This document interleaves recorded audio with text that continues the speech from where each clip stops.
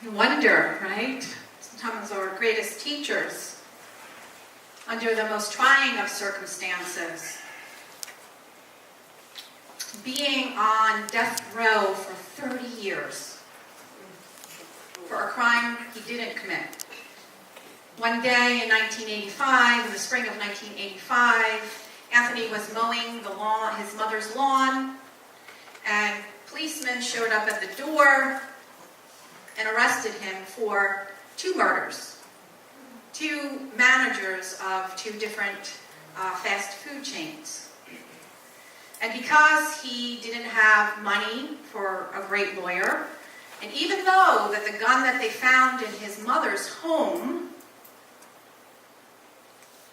did not match the forensics of the bullets that were used, in their desperate need and the profiling we do sometimes of black men, he was arrested. And so there he was, the first 3 years in prison. And in the book of Joy, he shares that in those first 3 years, he was filled with such anger. The Bible that he used to read, that he grew up with, he said he threw that under his bed in his 5x7 cell and didn't touch it. And he dreamed, he would play over and over in his mind a way that he would escape. And when he would escape, he would go and kill the policeman that arrested him. And he said something happened. Something shifted in the beginning of the 4th year in prison. In the cell next to him, one evening, he heard the gentleman next to him crying deep sobs. Deep, heavy sobs. Now, mind you, he hadn't spoken even to anybody when they would serve him a meal, whatever. If he had to talk, he would put it on a piece of paper. And he said this wave of compassion filled him. And so he asked loudly, are you okay? What's happening? And the gentleman in the next cell tells him that he just found out that his mother had passed. He said in that moment, he felt this opening of his heart. He remembered the compassion of his own mother. And he began to speak gently to this gentleman. And he began to tell him now that his mother was an angel and could do more for him in her place of freedom. And he would say prayers with him nightly. And it was that experience that he said, and he came to the awareness. He said the state of Alabama may have taken away his physical freedom and some of his choices, but he said that they could never take away his choice for joy and compassion. And he said in that moment he vowed to find life right where he was. And he said that his purpose was to be the living presence of compassion and genuine friendship to those around him. And yes, so we can see how he has done that in 3 ways. We see in the clip it said that he asked if he could start a book club. And as he got to know these hardened criminals that were on death row with him, he had the awareness. He, in his steadfast faith, had the knowing that we are born with the God-given gift of compassion and joy, and no one can take that away. But what happens is, sometimes we're taught, when we are cloaked in fear, when we are cloaked sometimes in this human journey, we lose our way. And so instead, we learn to hate. And so he knew That since this is a God-given thing, that through real compassion and friendship, these men can open their hearts. And one of his best friends, like it's shown in the movie, was someone who was killed for heinous Klansmen hangings.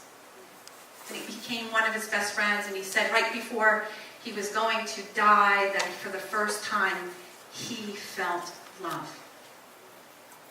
It's so easy to forget when we see these heinous acts, the Christ, can we not? So he did start that book club. He did pray with people. And he said he started something called the Execution Rally. He bared witness, not right there, but his was the last cell right before you open the doors to where the executions used to happen. He said he would smell burning flesh. And he was there. 53 men were executed in his time that he was there, and 1 woman. And he said what he did, he began this rally of compassion, that 5 minutes before they were planned to know, they got close, they knew the exact time, all of the prison mates would start clanging on the bars. And this is what he shares in the Book of Joy. I discovered on death row that the other inmates had not had the unconditional love that I had had from my mother. We became a family, and we did not know if they had a family and friends with them that day.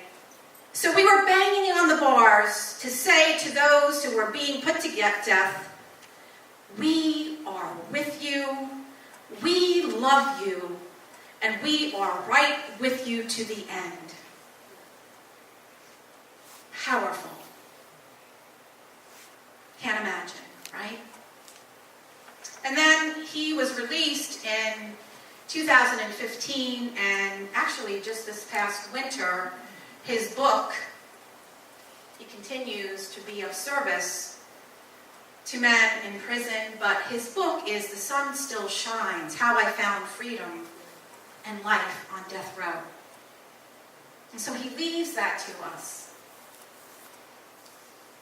So what is compassion?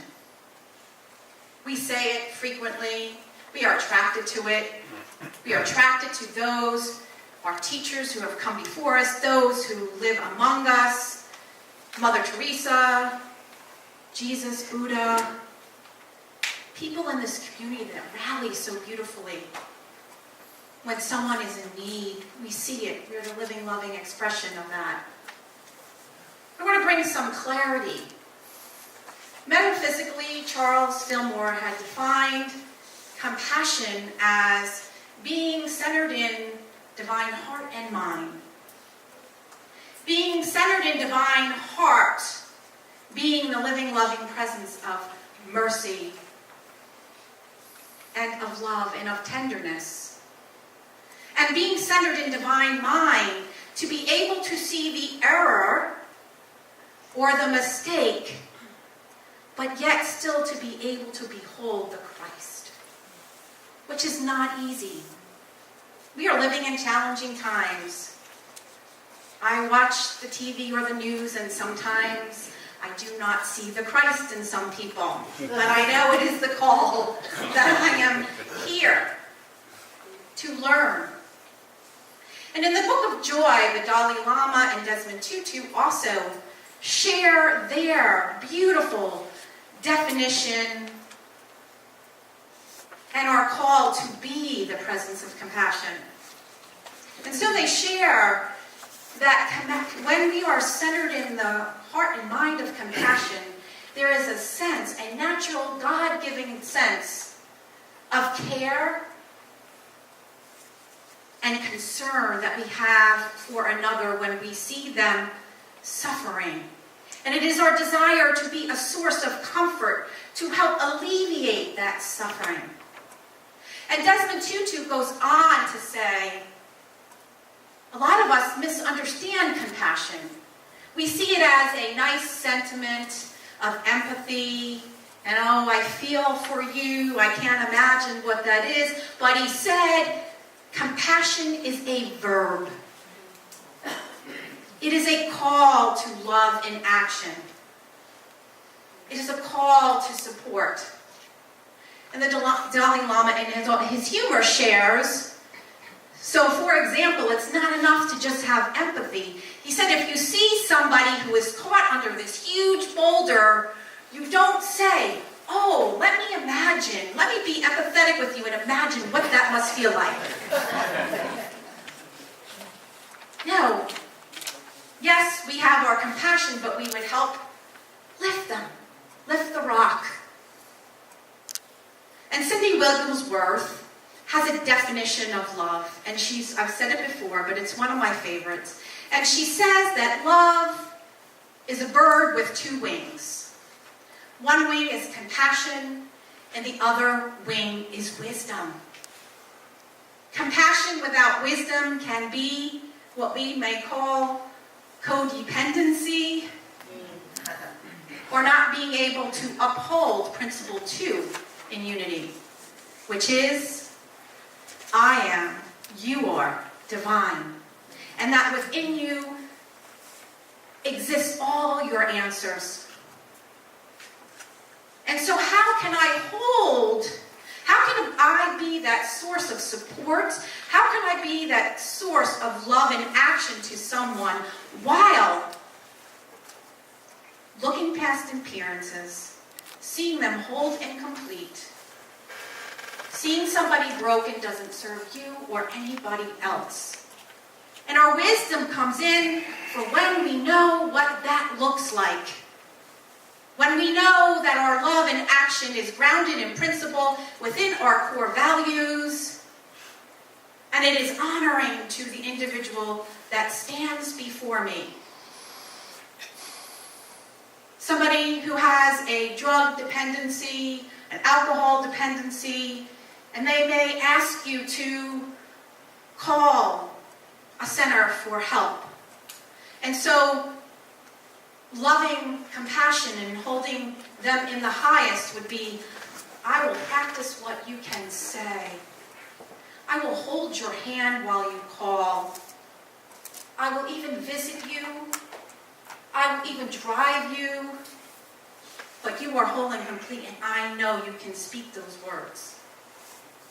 And so what that is for each and every one, we must bring that to our forefront. So we all know that compassion is something we value.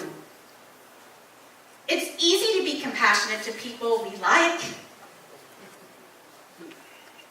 our family and our friends, but not so much to those who we perceive to be individuals who have betrayed us in some way, caused us suffering, have lied to us, cheated us, or we feel are the cause of worldly dis-ease and corruption. How many of you have difficulty with that sometimes? Do we not have exquisite opportunity right now where we are? Right? And so, why might that be? If we're all given that God-given gift of compassion and of joy, why do so many of us struggle? The master teachers taught us that we walk between this world. I am in this world, but not of this world. Sometimes we get confused of the truth of who we are. Sometimes we get confused by appearances. And so, in the book of Joy, there is shared the two beautiful men, the Dalai Lama and Desmond Tutu, share that number one, many of us, the first time we learn about compassion is in our early upbringing. And yes, we look to the mother, but yes, any caregiver. And so we continue the patterns that come before us. There's no training.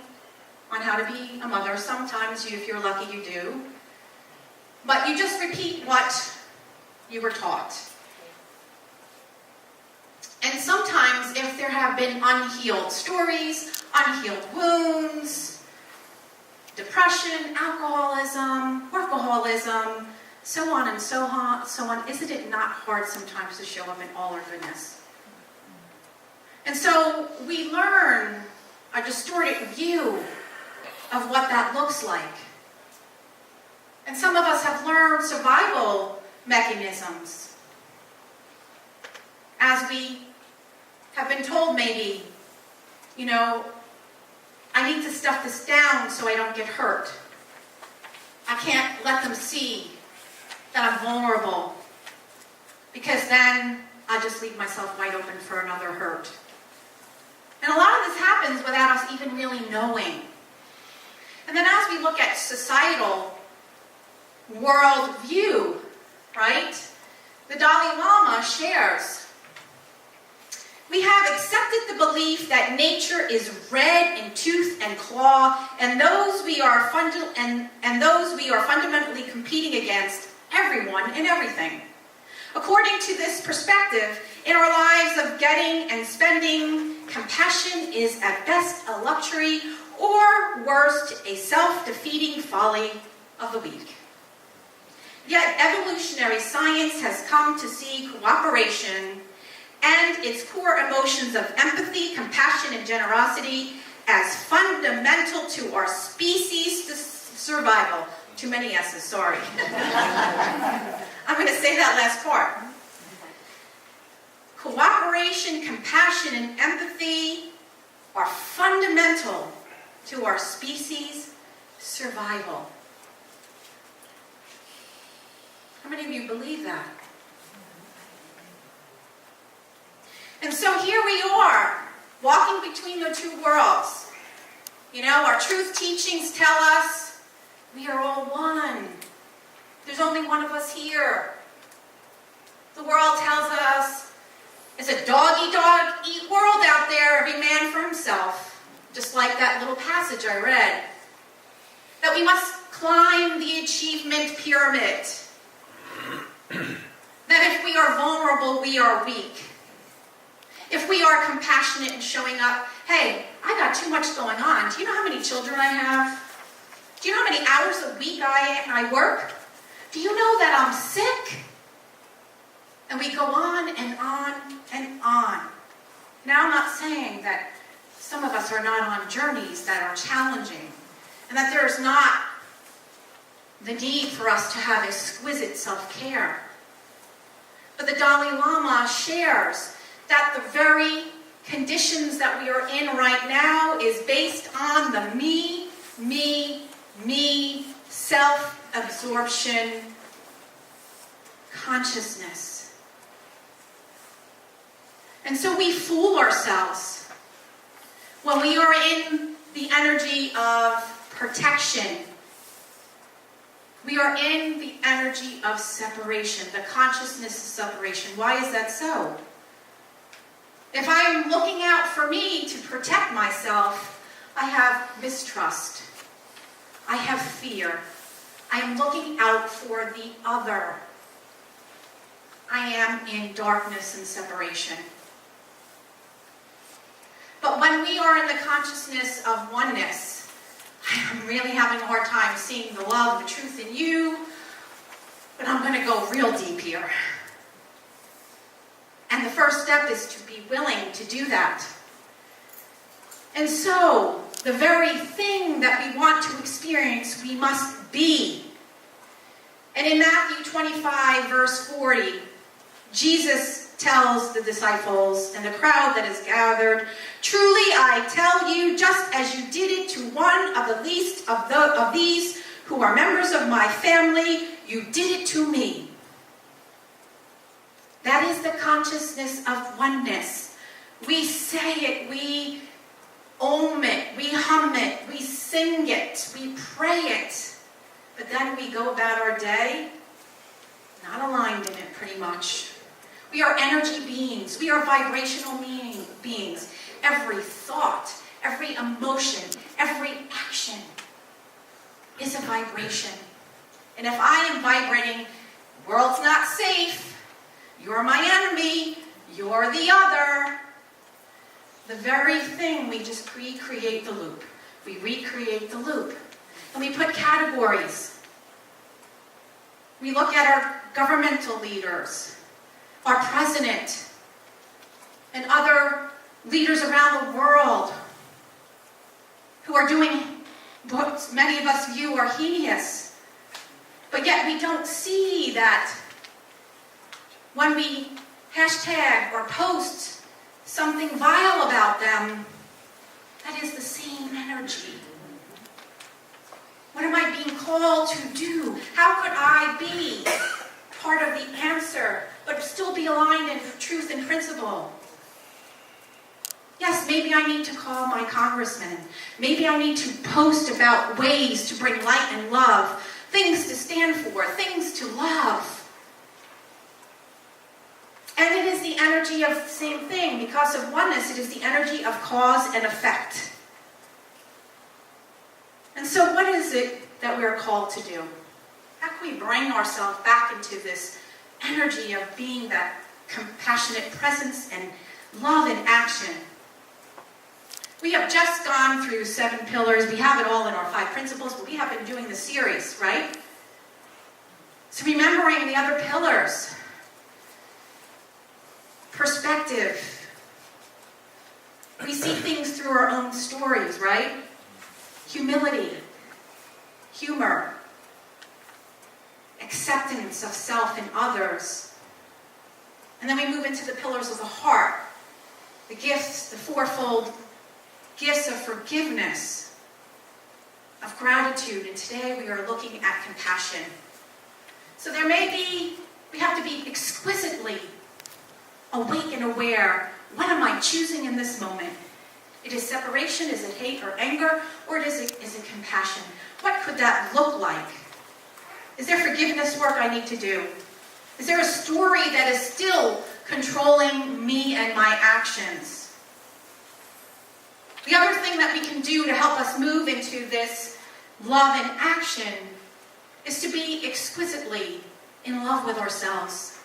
Many of us say we are divine, but there is a big gap in what we say and how we act. Many of us go through the day, and I am guilty of this, being a machine, getting it all done. Do we need to rest when our bodies tell us? We need to eat when our bodies tell us. We need to have a devotion.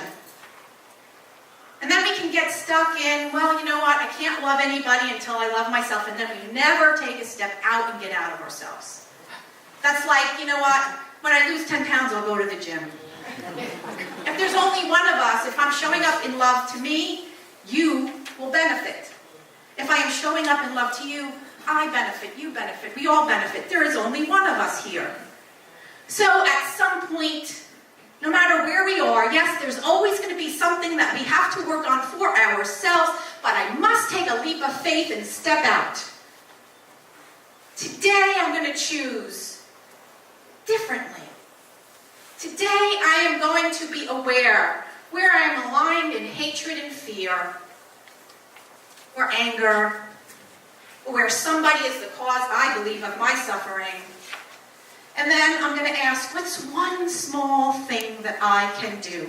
It may not be for that individual, but small acts of kindness.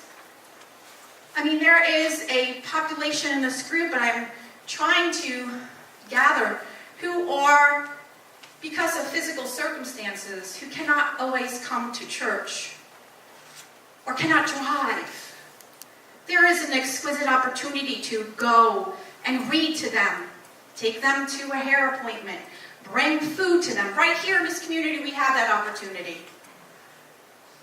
What's another thing that I can do to step out in faith for the good of this community, this nation? How can I be love in action? What does that look like for me? We have so many warriors here. Karen is doing a collection, and you are participating in being a collection of school supplies and other needs for immigrant families. James and Robert has trained himself, and I think Pam and others have helped him to be a mentor to those who are fallen to the opioid addiction. He just had an awareness day, right? Exquisite love in action. And only you will know what is yours to do.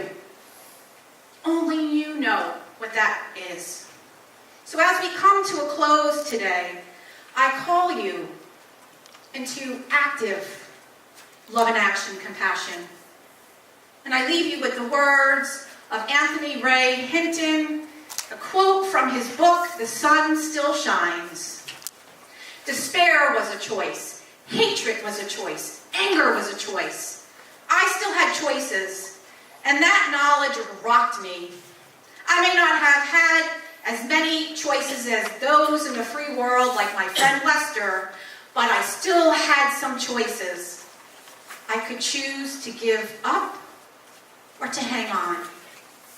Hope was a choice. Faith was a choice. And more than anything else, love and compassion was a choice. You see, we are all born with the same God-given gift of compassion, the impulse to reach out and lessen the suffering of another human being. It is a gift, and we each have a choice whether to use this gift or not. So I call you into the gift as we remember the master teacher. What you do to your brothers and sisters, you do to me. Namaste.